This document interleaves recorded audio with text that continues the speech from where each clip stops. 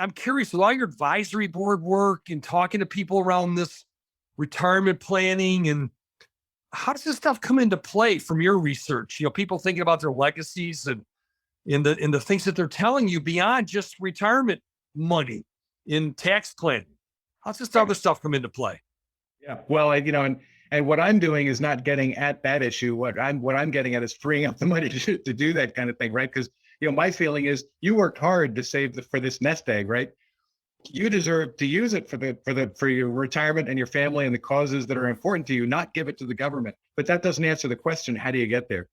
And I don't really have an answer to that, but I can tell you what I hear, from some of my own clients, but also I hear this all the time in advisory boards, is that it's a topic that's really on their minds. And so, because we ask, about what's important to you about your legacy, and how you have estate plans.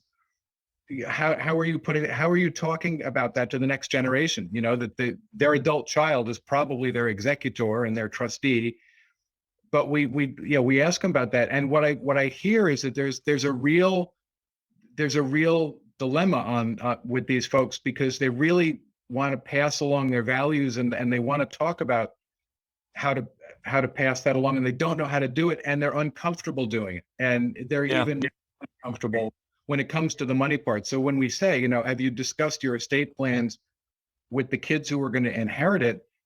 It's funny when it gets to the numbers, when it gets to the dollars, they're like, no, I don't want to talk about that. I'm concerned about what that's going to do. So I think so two things. One is they need to sign up for your program, because they need to be thinking about that and engaging with people who can help them communicate, transmit those values, because it is important to them and they just don't know how to do it.